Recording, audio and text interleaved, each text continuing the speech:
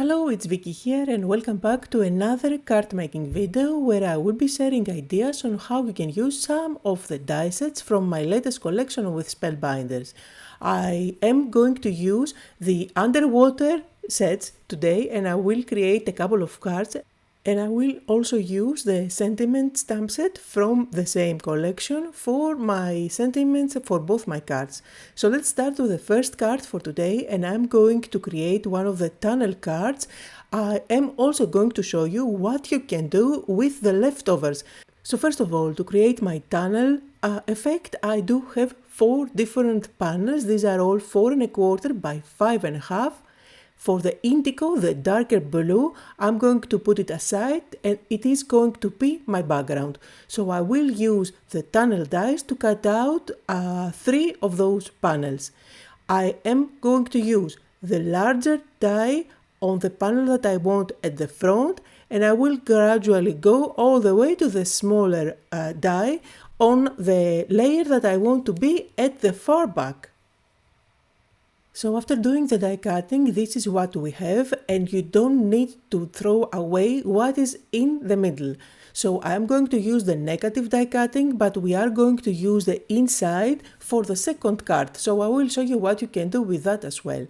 Now, the idea here is that you add one on top of the other, all those layers, along with your background, and you end up with a tunnel look.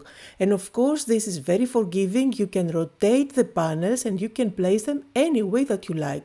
The shapes are very wonky, organic, so any way that you use it, it's going to work for you. Now, of course, this is where you need to decide how much bulk you want on your card.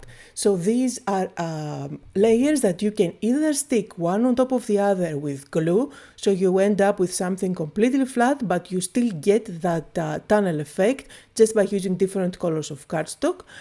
But of course, you can add as much dimension as you like by using foam tape, and you can choose in which of the layers you want to use the foam tape.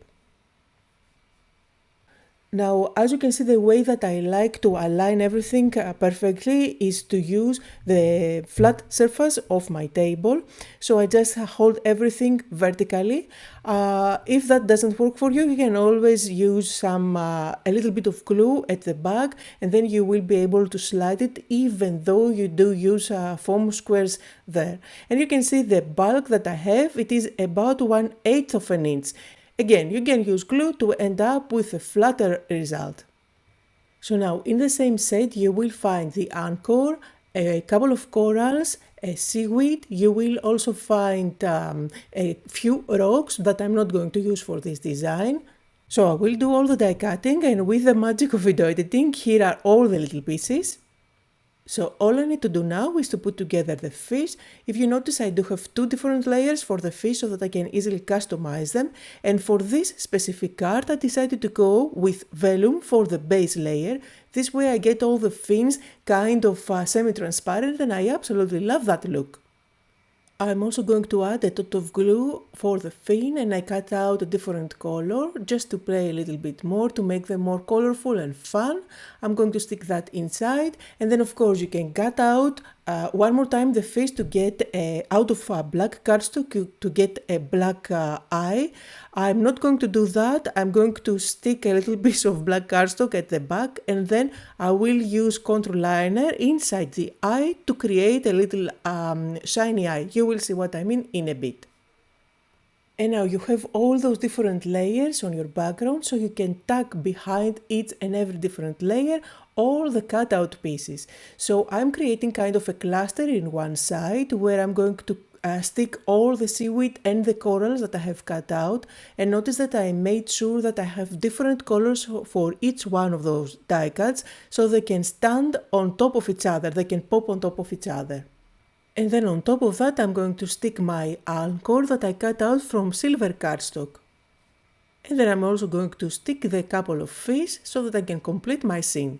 I am going to show you an example where you can see the exact same card without the fish if you have only one of the sets. You will see that it works really beautifully. You don't really need to overdo your card with elements.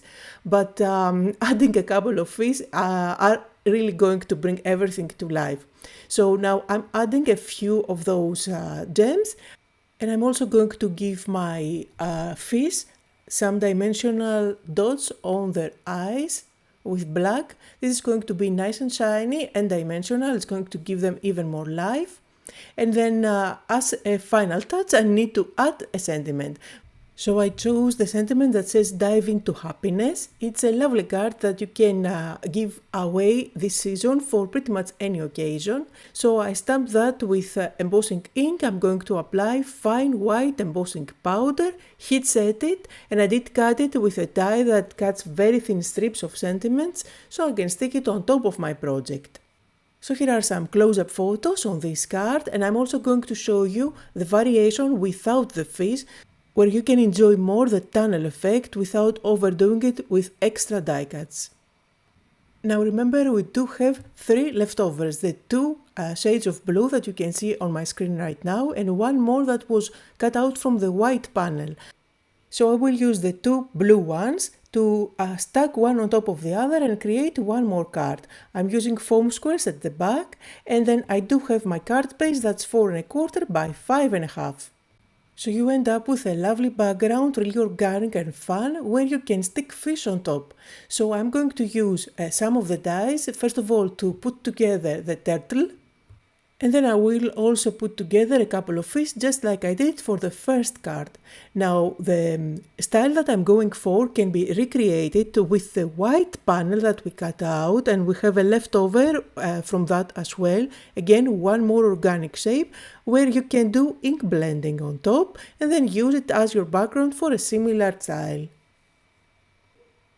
And you can go completely flat or use foam squares at the back just like I did here. It really depends on how much dimension you want to add on your card. Again, just like I did on the first card, I'm going to add some of those pearls just to give the idea of bubbles in the water.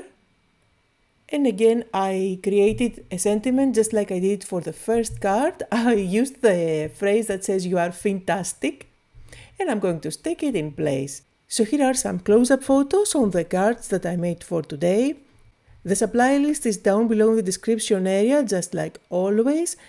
Don't forget to like and comment. Thank you so much for joining me today, and I hope you'll all have a lovely weekend.